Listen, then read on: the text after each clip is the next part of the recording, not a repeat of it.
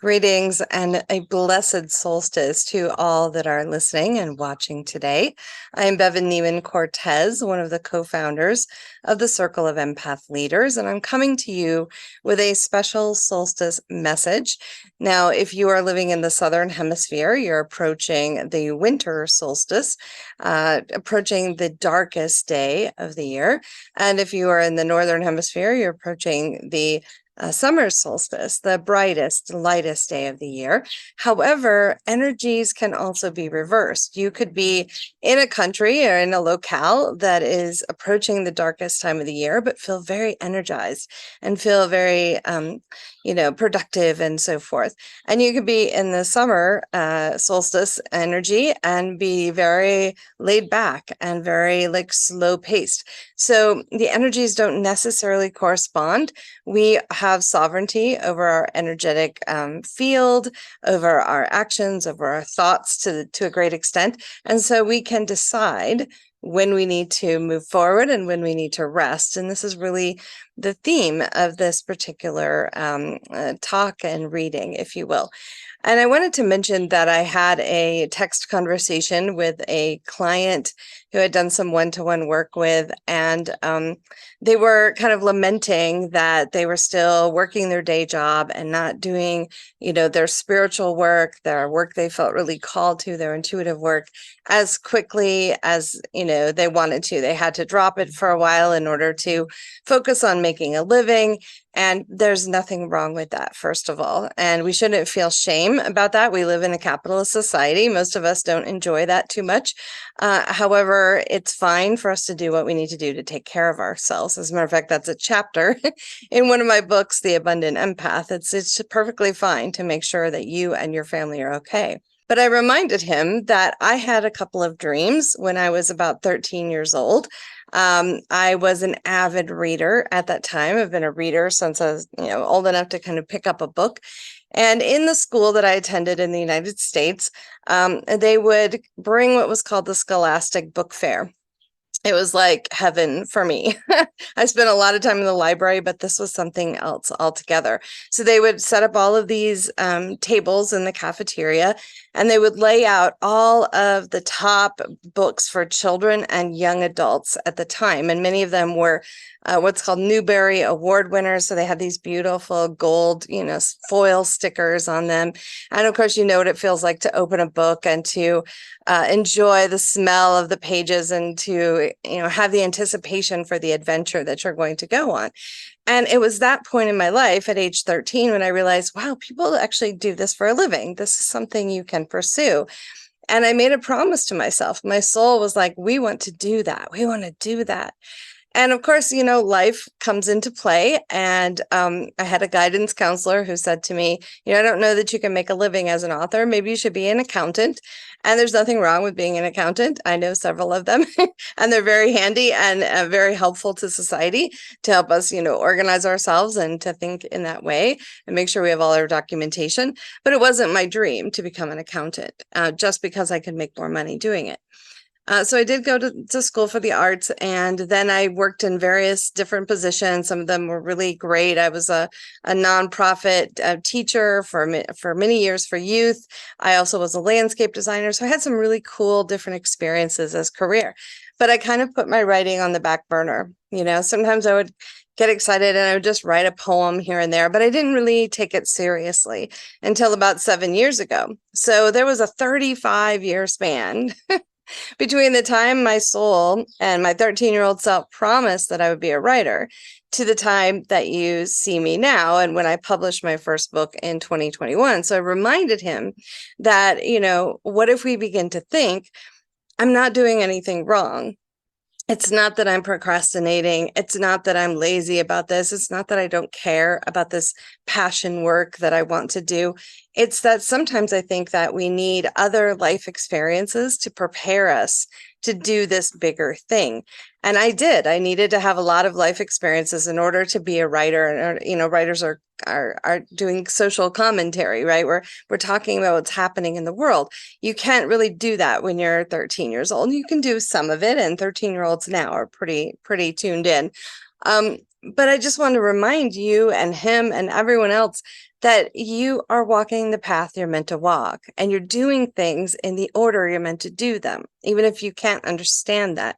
Everything you're learning, even at another type of job or another type of hobby, is building your expertise. And so that's really what this reading is about, is understanding that you're doing everything in right timing. And solstices have the energy of peaking, right? We're like peaking towards the highest light or peaking towards the highest dark. So there's an energy of momentum. And this might be some momentum for you to be able to maybe do a few more things and experiment and say, wow, if I come back to this thing that I loved for so long, but with a new perspective, with all the wisdom you've already gained, what changes then? What are you ready for? I pulled these cards and I wanted to share with you a few of them. And this is a little longer reading than the ones I usually do because it's a special day. But the first one is one that I always have to be reminded of as an Aries, is slow down, right? Slow down, go within, engage in our meditation. It doesn't have to be sitting like this. It can be walking in nature, can be dancing, it can be taking a shower, it could be anything that clears your mind and gets you into your body and connects you with spirit and soul. Right. And we need to do this. Everything in our society tells us go, go, go, go, go.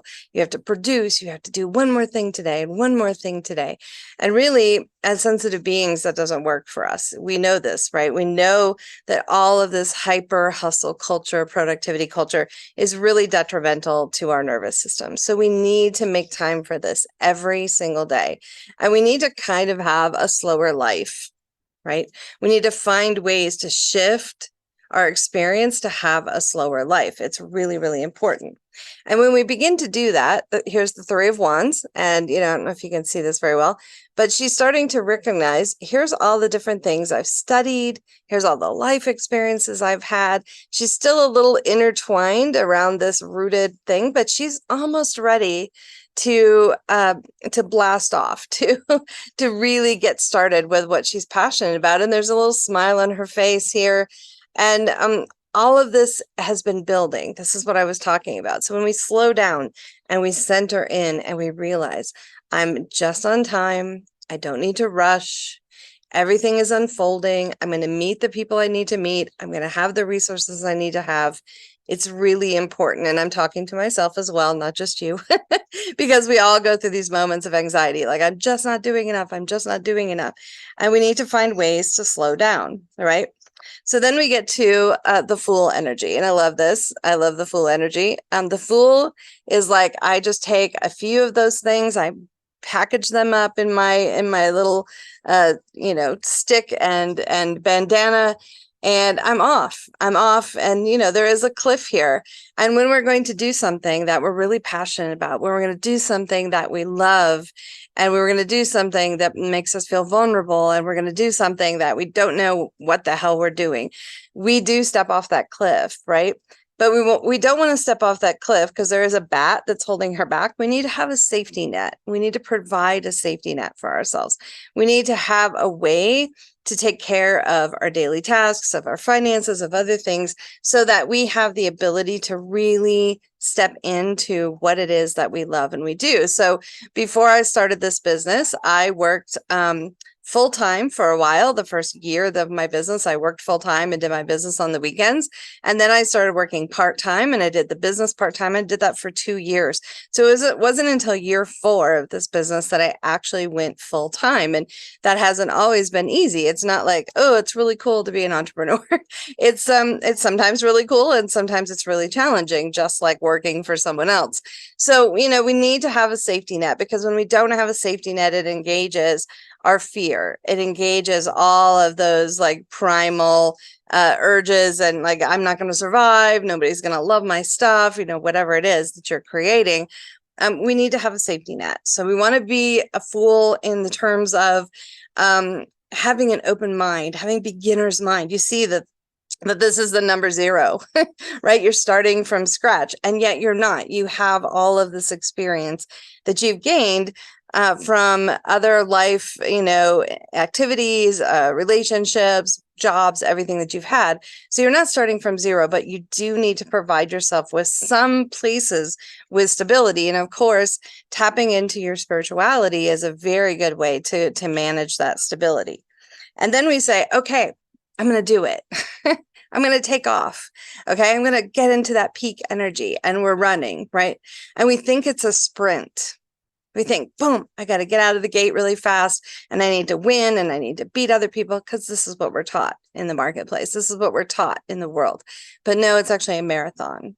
So what if we're just slowly pacing ourselves? I used to be a runner, and I ran cross country, so I ran 2.5, 3 miles. I don't know, I think that's a little less than kilometers for those of you in that part of the world. And you have to pace yourself. It's a mental game, right? It's a mental and physical game. So you have this torch, you have something you're really passionate about, your life purpose, the thing you want to volunteer for, the book you want to write, the music that you want to create, the intuitive readings you want to do on YouTube, whatever it is for you, the healing work that you want to bring to the world. And you have to pace yourself, or you'll get exhausted, trying to constantly keep up. You're looking out on social media, you're seeing what other people are doing. Oh, look how they're living their best life. They're on vacation, they're doing these things. But really, we only see a curated portion of that. And so what's really important is that you pace yourself.